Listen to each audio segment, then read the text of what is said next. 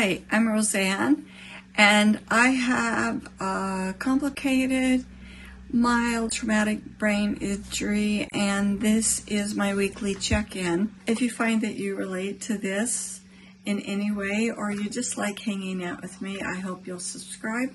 So it's been about a week and a half since I had the injury.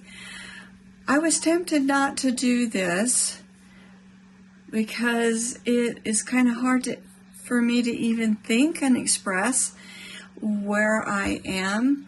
In fact, my doctor's nurse called me this morning and I had slept unusually long, and so I was just kind of waking up when she called, and I really couldn't think of how I was, and so I'm like, well, I think I'm kind of better, but I'm not sure that I'm kind of better. And then it was later that I realized, man, I didn't even tell her what was really going on, and so I sent her a text message, and hopefully she'll get that. I wanted to have this to read to you, and I forgot. So I saw the doctor last week, and he's great. I have the best doctor. He says that he feels that I'm going to get back to baseline. I don't know that my baseline is what it was years ago because I got the long COVID, and that kind of messed with me a little bit. But he feels like I'm going to get back to baseline, which is where I was before I fell, which is encouraging. Of course, we don't know how long that's going to take. But he told me it's really, really, really, really important that I don't fall again. So I not fall again. That's how you say it. And so it's really difficult. I know I got some advice from somebody that I should make a room on my main floor so I don't have to walk up the stairs, but that won't work. We do have a little room that my son is staying in, but there isn't a shower or a bath down there. There's a toilet, but there isn't one. And then I do spend quite a bit of time in this room, which is my room, and it's kind of like my little getaway, my quiet place. I have my computer here and TV and bathroom. And so I tend to right now stay in this room more than I go downstairs. And I'm not going downstairs as much. And when I go downstairs, man, I'm just really clinging to the railing. I had a couple of days last week that were a little better just because I kept myself very, very, very quiet. Very quiet. And so then my headache started to kind of go away. But if I'm doing any thinking, like right now I'm thinking, or when I type that text message I'm thinking, then the headache returns. And if I then take a break, then it starts to relieve itself. I do have some symptoms, and I wanted to read this. This is an AI overview of the search mTBI, mild brain traumatic injury. So that stands for headache when thinking. So the AI said, a headache that occurs when thinking after experiencing a mild traumatic brain injury is often referred to as a post-traumatic headache and is a common symptom where the act of concentrating or deep thinking can trigger pain due to the brain's heightened sensitivity following the injury. This is because the brain is working harder to process information, leading to increased blood flow and potential discomfort. The key points are the mechanism. When the brain is injured, even mildly, it can become hypersensitive to stimuli, including cognitive activity, leading to pain signals being sent to the head. These headaches can feel like a dull ache, pressure, tightness, or throbbing sensation, often located in the frontal area. And that's exactly right. The headache is right here. Exacerbating factors. Activities that require intense concentrating, complex problem solving, or prolonged screen time can worsen the headache. So That is true. It's worse on my phone than on my laptop, but even on my laptop, if I don't monitor how long I'm on the laptop, then it will hurt. But that's true with television too. So I have to try to monitor what I'm doing or how much I'm thinking. Some activities I do on my laptop, I know how to do them so well that it doesn't take a lot of thinking. But if I spend too long doing them, that I'm tired and it makes my head ache. And if I've done something physically beforehand and haven't rest, then I can't be on it very much. So I have to really rest in between doing things. Kind of change what I'm doing as long as it's not physically draining. I do edit out some of the longest pauses because that can be boring, but I'm trying really hard not to edit out too much of me being slow or saying words wrong, because those are symptoms. And I'm not only trying to document it for myself, I'm trying to help other people. And so if I make it look like this is too easy and they're having too hard of a time, then they'll go, I don't understand what's going on. So I'm trying to remember, and let's all remember that my doctor said that he has every reason to believe that I will get back to my baseline. So like he tested all of my reflexes, like touching his finger, then touching my nose and different things. And he said I've got all the correct reflexes, but I just do it really slow right now. Other symptoms associated with post-concussion syndrome, like dizziness, fatigue is a real one, difficulty concentrating, and mood swings have accompanied this type of pain. I wouldn't say that I've had mood swings. I have had some feelings of discouragement because I was doing so well. When you see the video this Friday, which is the video where I was resetting my house and talking about starting over, that's a little discouraging to me to think that I had progressed that point to where I was able to do all that cleaning, and I really, really enjoyed it. I enjoyed making that video. I couldn't do that right now, so that is a little discouraging, and so they get a little depressed. Says what to do if you have this kind of headache. Take breaks from mentally demanding activities and allow your brain time to rest. Yes. It says over-the-counter medication like acetaminophen, which yes, or ibuprofen, which is no. And I can't take ibuprofen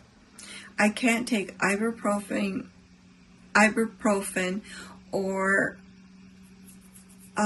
aspirin because they could cause the brain to bleed. So, but Tylenol is super helpful. Just resting is better.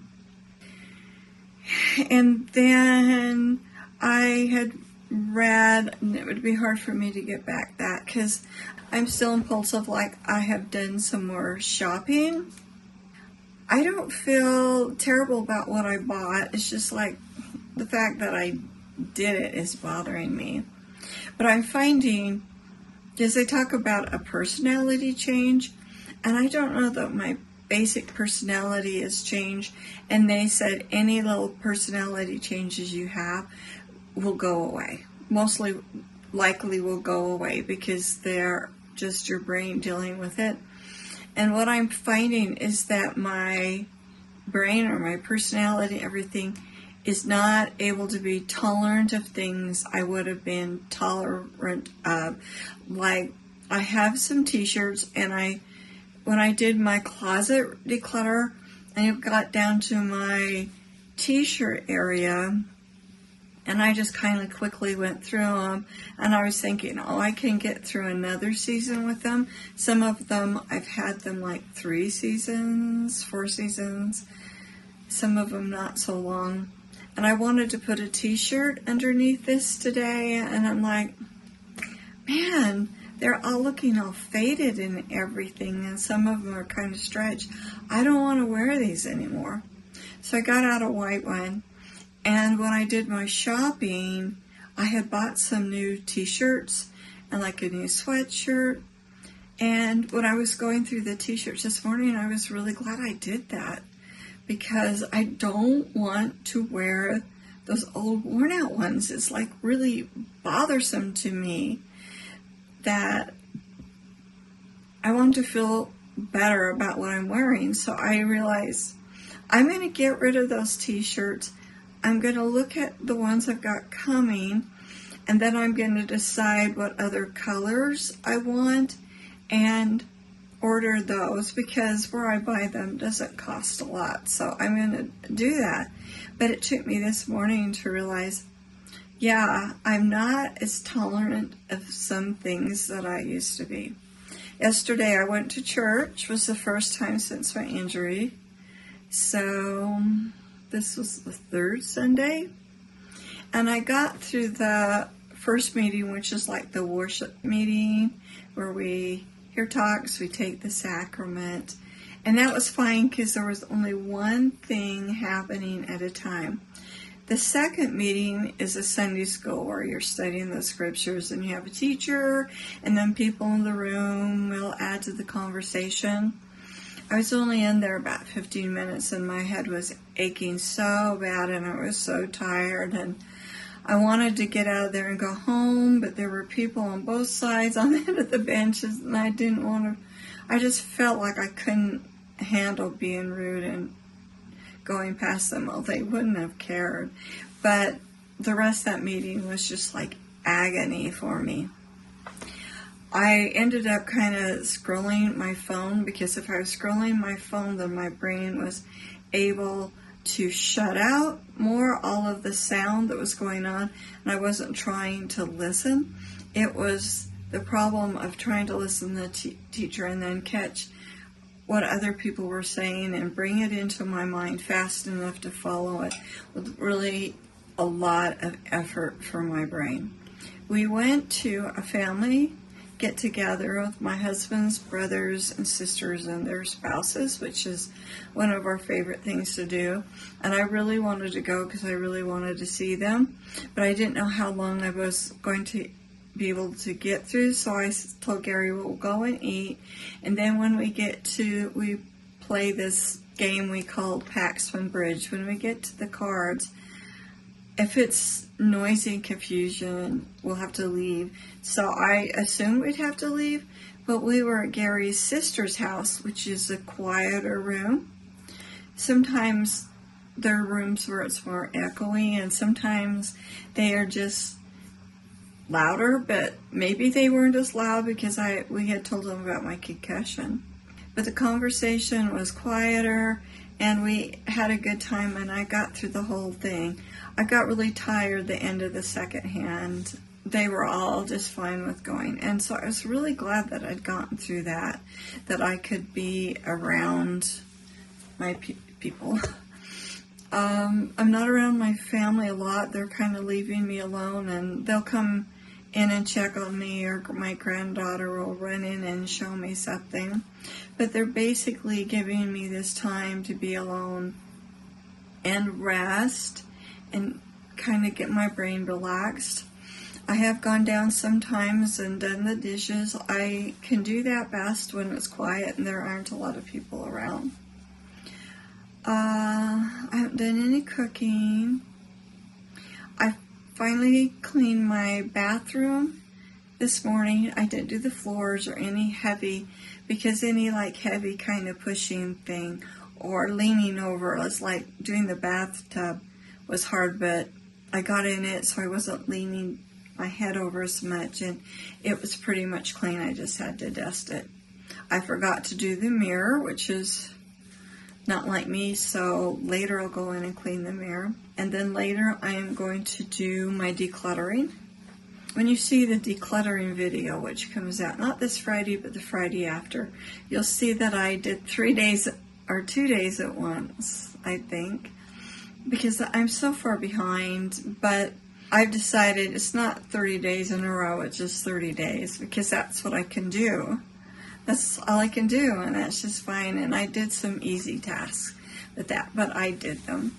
And so today I want to do something else, but I'm going to wait. And if editing and posting this video is too much, then I will do it tomorrow. I'll just do it tomorrow. And so that's one good thing that's come out of this. I'm having to slow down. I'm having to simplify. I'm having to be more careful about what I'm doing, which is something I needed to do because I was getting sore. I was doing too much one day, and this is reminding me even more about the value of taking it easy, only doing what you can do, and then not letting yourself feel guilty about it. So, is there anything else? I had the 2 days last week when I was really resting, and I didn't even take a shower. I rested to that point that I just stayed in my nightgown, but I'm back getting dressed and ready again, which always feels the best to me. So it's just kind of up and down. If you're watching this video and you have this injury, I hope this is helpful and hoping it's helping people who have someone in their life that's doing it, or even people that have other health challenges, or even those of you that maybe have never had health challenges or families that had anything like this, just to get the experience of listening to me, so that if something like this happens to you or develop a health problem or someone in your life, then you can remember what it was like for me, and then it'll help you have more compassion and patience with it, because it does take compassion and patience from my family. If they were giving me a hard time and thinking I should be doing more than I can do, then that would make it harder for me to recover, because during this time I not only have to give myself a break, I really need the people in my life to give myself a break. I really need the people in my life to give me a break while I'm recovering, because ultimately it's going to end up with the best result faster. So as I said, I'm still releasing my normal content on Friday. By hook or crook, I'm going to keep doing that. And I've been gradually thinking of things that I can do that are possible to do, that I think that you'll enjoy. And I don't want to spill the beans about that. I hope I see you again. Bye.